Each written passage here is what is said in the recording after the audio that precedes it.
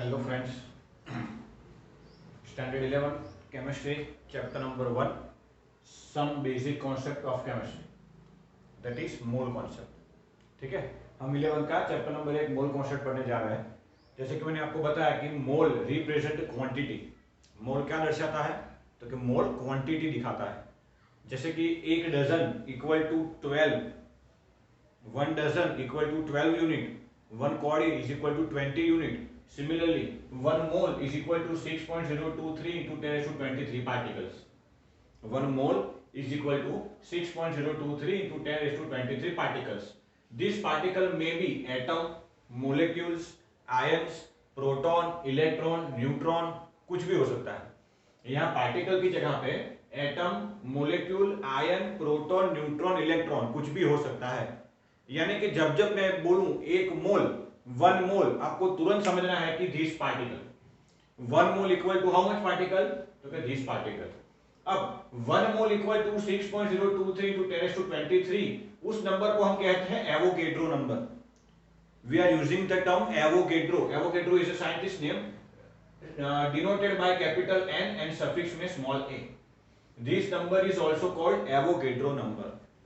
ठीक है, तो ये हो गई मोल के बारे में छोटी सी information, that 1 mole equal to such particles. Now we are moving ahead with fundamental particles. What is fundamental particles? See, every substance in the universe are made up of some fundamental particles. These particles are electron, proton and neutron. Universe में कोई भी compound हो, वो किसी ना किसी fundamental particle से बने हैं, और वो जो फंडामेंटल पार्टिकल्स है वो है इलेक्ट्रॉन, प्रोटॉन और न्यूट्रॉन। इलेक्ट्रॉन का सिंबॉलिक रिप्रेजेंटेशन है E, प्रोटॉन का P और न्यूट्रॉन का N।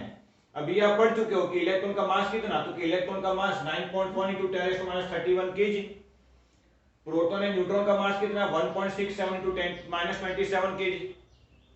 Charge of electron is minus 1.6 into 10 raised to minus 19 coulomb and charge of proton is plus 1.6 into 10 raised to minus 19 coulomb. ये आप 10th में पढ़ चुके हो, ठीक है, मास एंड चार्ज के बारे में। और न्यूट्रॉन के ऊपर कोई चार्ज नहीं है। अब इस फंडामेंटल पार्टिकल की इतनी इंफॉर्मेशन से छोटे छोटे न्यूमेरिकल हो सकते हैं। For example, calculate charge on 1 mole electron. Calculate charge on 1 mole electron. अब बेटा हमें पता है कि भाई एक इलेक्ट्रॉन पे कितना चार्ज है, तो एक इलेक्ट्रॉन पे 1.6 into 10 raised to minus 19 coulomb का चार्ज है। एक इलेक्ट्रॉन पे कितना चार्ज है 1.6 into 10 raised to minus 19 coulomb. तो 1 मोल पे कितना, अब 1 मोल मतलब इतना।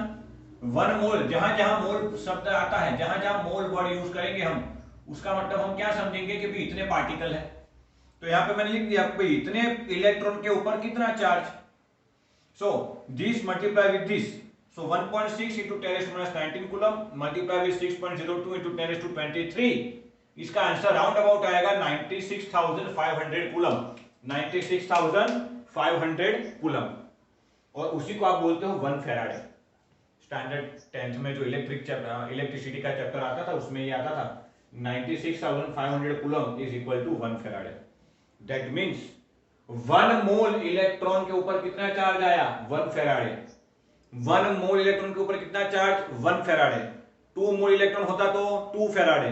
3 मोल इलेक्ट्रॉन पे 3 फैराडे, तो n मोल इलेक्ट्रॉन पे n फैराडे।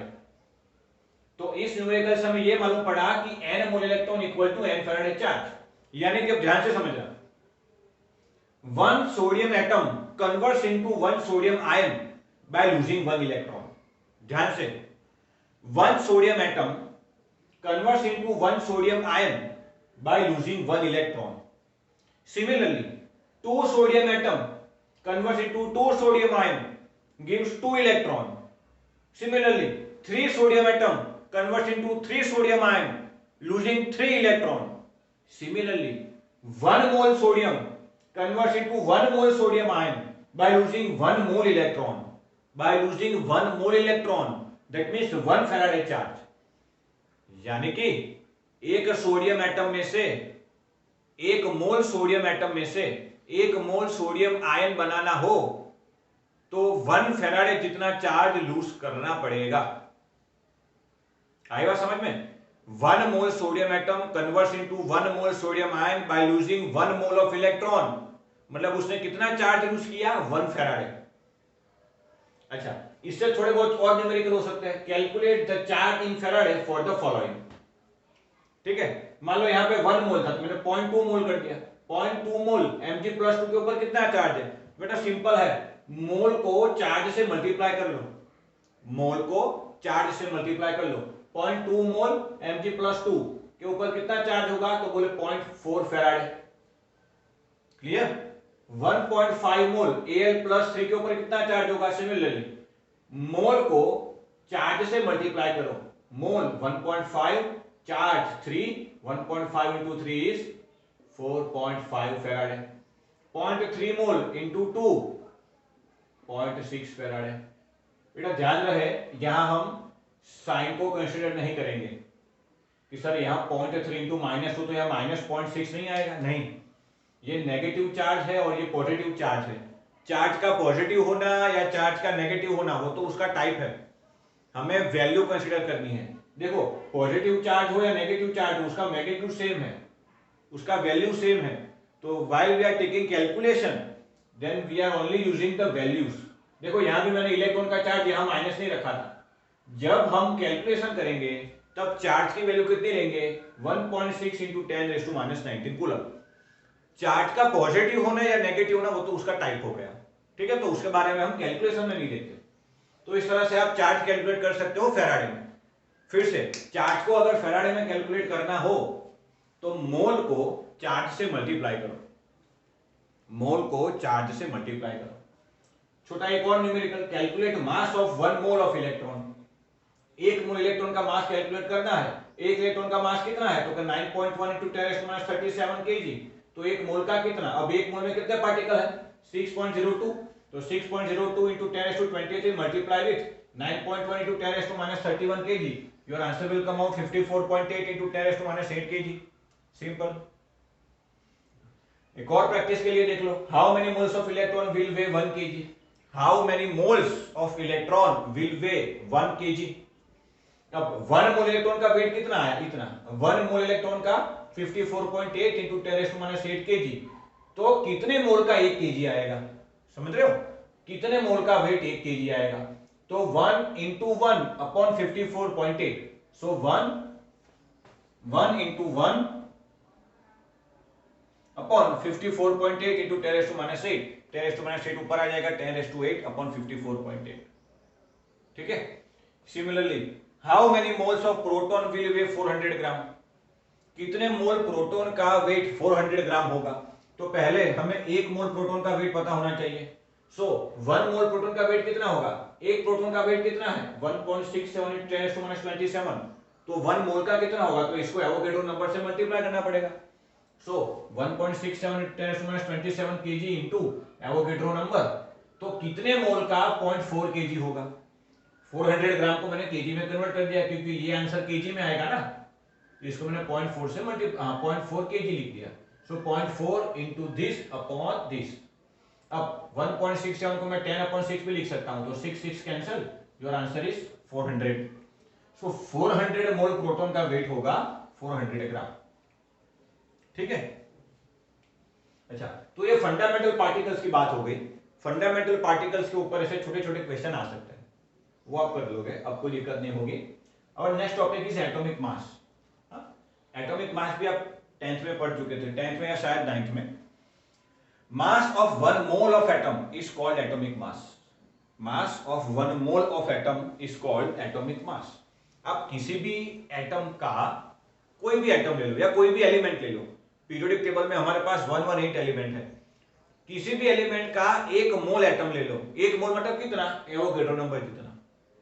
किसी भी एलिमेंट का 1 मोल एटम निकालने पर उसका जो वेट आएगा उसका एटॉमिक मास है, उसका एटॉमिक वेट है। एटॉमिक वेट मतलब क्या? Mass of 1 mole of atom is called atomic weight. And if atomic weight is represented in gram then it is called gram atomic mass. If atomic mass is represented in gram, it is called gram atomic mass. बेटा आपको 1 to 20 element के atomic mass होने पता होने चाहिए। मैंने यहाँ सबके मास लिखे हैं, ध्यान से देख लेना। Atomic number 1 hydrogen 1 gram, 2 helium 4 gram, ये सब मैंने लिखा है, ध्यान से देख लेना। What is atomic number? Atomic number means number of proton और number of electron in neutral element. Atomic number की दो डेफिनेशन है, नंबर ऑफ प्रोटॉन और number of electron in neutral element is called atomic number. तो किसी भी element का symbolic representation ऐसे होता है, ध्यान से देखना, किसी भी एलिमेंट का सिंबॉलिक रिप्रेजेंटेशन इस तरीके से होता है ZXA, और ए को आप इस तरह भी लिख सकते हो ZXA, where Z is equal to atomic number, X is equal to symbol of element and A is equal to atomic mass। अब किसी भी एटम का मास उस एटम के न्यूक्लियस में कितने प्रोटॉन है और कितने न्यूट्रॉन है उसके ऊपर डिपेंड करता है। जब हम मास की बात करें तब इलेक्ट्रॉन को कंसीडर मत करो, और जब हम चार्ज की बात करें तब न्यूट्रॉन को कंसीडर मत करो। ये स्टेटमेंट याद रखना, जब मास की बात करें तब इलेक्ट्रॉन को कंसीडर मत करो, और जब चार्ज की बात करें तब न्यूट्रॉन को कंसीडर मत करो। इलेक्ट्रॉन को मास के समय इसलिए कंसीडर नहीं किया जाता क्योंकि इलेक्ट्रॉन का मास काफी कम है। देखो -31 kg, -31 kg, और न्यूट्रॉन का चार्ज तो है ही नहीं, तो चार्ज की बात करेंगे तब न्यूट्रॉन को ध्यान में नहीं लेंगे, और जब मास की बात करेंगे तो इलेक्ट्रॉन को ध्यान में नहीं लेंगे। यानी कि किसी भी एटम का एटॉमिक मास, यानी कि उस एटम के न्यूक्लियस के अंदर जो प्रोटॉन और न्यूट्रॉन की संख्या है उसी को कहते हैं।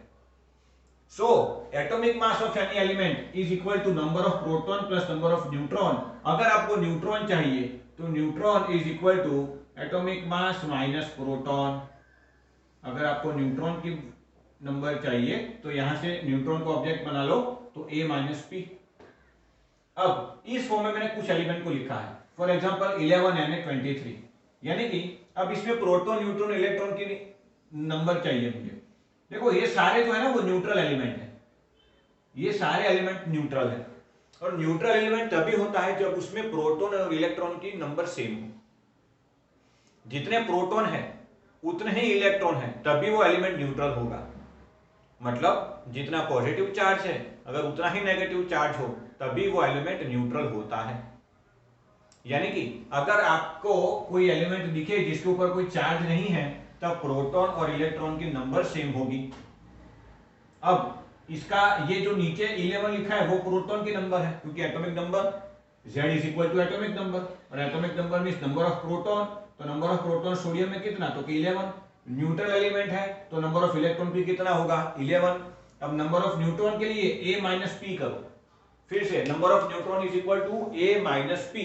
A कितना है 23 माइनस 11 इज इक्वल टू 12, तो सोडियम में प्रोटॉन है 11, इलेक्ट्रॉन 11, न्यूट्रॉन 12। एक और एग्जांपल देखो, एल्यूमिनियम 1327, तो ये 13 जो दिखा रहा है वो प्रोटॉन है, इलेक्ट्रॉन सेम होगा क्योंकि न्यूट्रल एटम है, तो इलेक्ट्रॉन पे 13, और न्यूट्रॉन के नंबर के लिए 27 माइनस 13 इज इक्वल टू 14। अगला एग्जांपल अपने आप कर लेना। अब अगर कोई न्यूट्रल एलिमेंट ना हो और ऐसा कोई पॉजिटिव और नेगेटिव चार्ज वाला हो तब थोड़ा ध्यान से करना। फॉर एग्जांपल Na+ में प्रोटॉन कितना, पहले तो ये सोचो Na+ बना कैसे।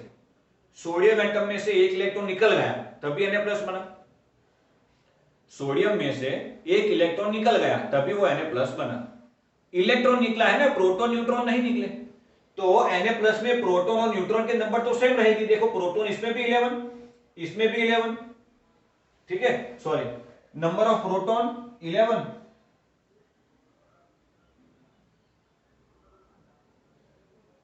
Number of proton 11, number of neutron 12, but electron एक चला गया, मतलब इलेक्ट्रॉन कितने होंगे 10। आई बात समझ में। सिमिलरली Al+3, एल्यूमिनियम +3 कैसे बना, जब उसमें से 3 इलेक्ट्रॉन निकल गए, 3 इलेक्ट्रॉन निकले हैं ना, प्रोटॉन और न्यूट्रॉन तो नहीं निकले, तो उसमें प्रोटॉन के नंबर और इलेक्ट्रॉन के नंबर सेम रहेगी, सॉरी प्रोटॉन और न्यूट्रॉन के नंबर सेम रहेगी। इलेक्ट्रॉन 3 चले गए तो अब इलेक्ट्रॉन कितने बचे 10। O-2 मतलब ऑक्सीजन में 2 इलेक्ट्रॉन आ गए तभी वो -2 हुआ, ऑक्सीजन में 2 इलेक्ट्रॉन आ गए तभी वो -2 हुआ, बस उसमें प्रोटॉन और न्यूट्रॉन के नंबर तो सेम नहीं। तो ऑक्सीजन में प्रोटॉन कितने होते हैं 8, उसके सेंटर में न्यूट्रॉन कितने होते हैं 8, 16 - 8 इज इक्वल टू 8, और इलेक्ट्रॉन 2 आ गए तो 8 + 2 = 10। तो किसी भी एलिमेंट चाहे वो न्यूट्रल हो चाहे ना हो, आप उस केस में प्रोटॉन, न्यूट्रॉन और इलेक्ट्रॉन के नंबर निकाल सकते हो। सही है? अच्छा, तो ये हो गई एटॉमिक मास की बात। अब बेटा बात करते हैं मोलेक्युलर मास की।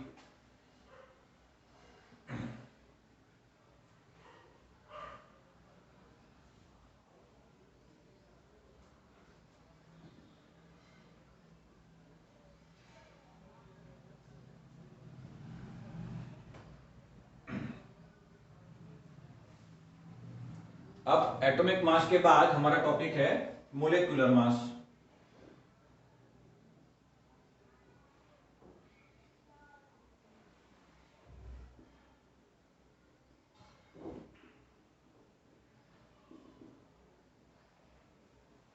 सॉरी, हाँ, 1 minute.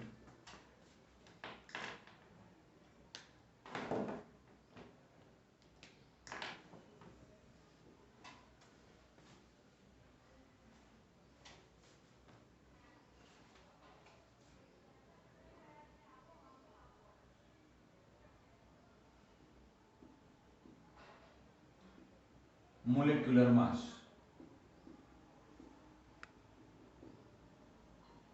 So mass of 1 mole of molecule, mass of 1 mole of molecule is called molecular mass, is called molecular mass।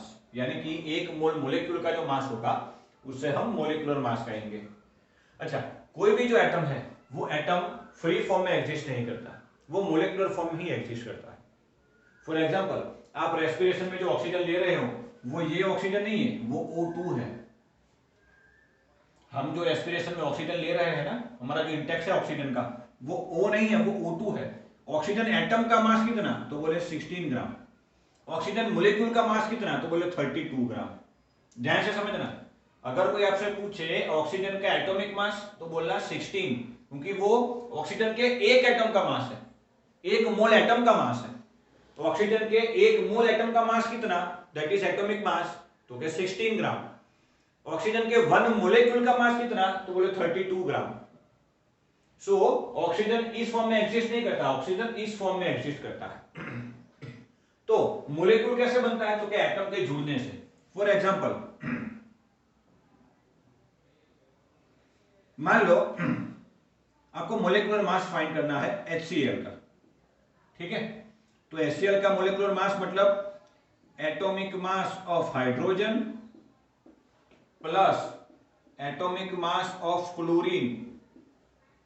Chlorine का एक एटम और हाइड्रोजन का एक एटम दोनों मिलके हाइड्रोजन क्लोराइड का मोलेक्यूल बनाएंगे और हमें उसका मोलर मास निकालना है। मोलेक्यूल का जो मास है वो मोलेकुलर मास है।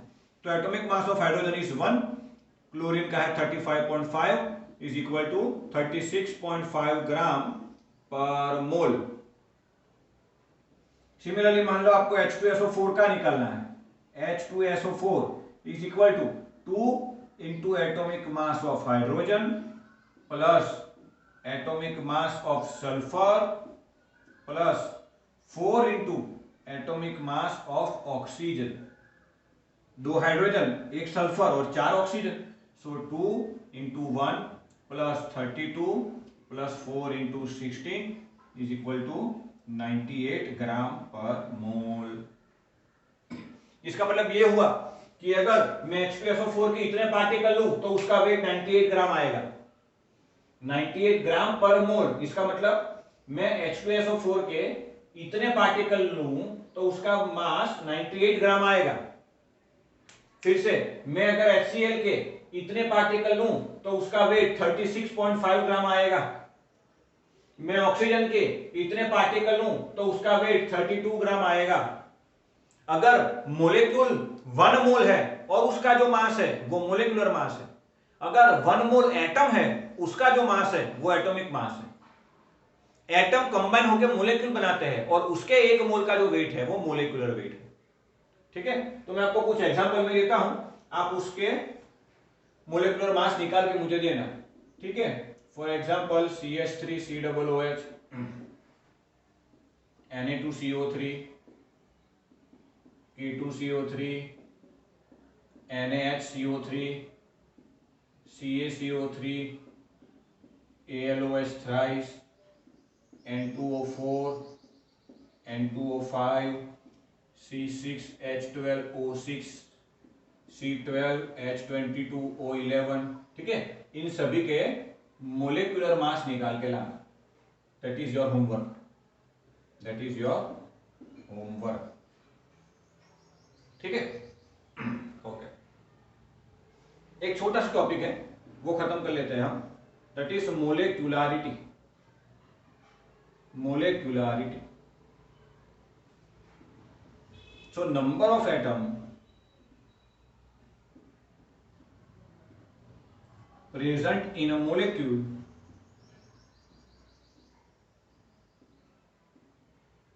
is called molecularity। किसी भी मॉलिक्यूल में कितने एटम है उस नंबर को क्या कहता है? मोलेक्युलरिटी। फॉर एग्जांपल CO2, CO2 एक मोलेक्यूल है, उसमें कितने एटम है? तो बोले 2 ऑक्सीजन के एटम है और 1 कार्बन का एटम है। तो इसकी मोलेक्युलरिटी कितनी होगी? 3। समझे? Example H2SO4।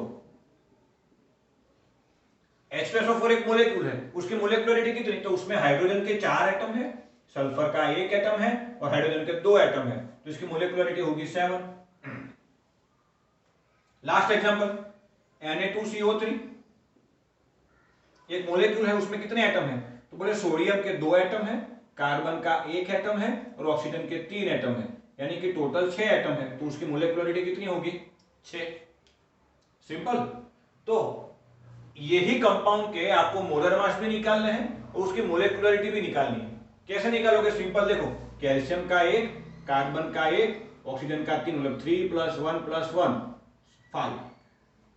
ठीक है, तो ये होमवर्क में ये जो मैंने कंपाउंड लिखे हैं उसका मोलर मास भी निकालो और उसकी मोलेकुलरिटी भी निकालो। मोलेकुलरिटी मतलब number of atom present in the molecule.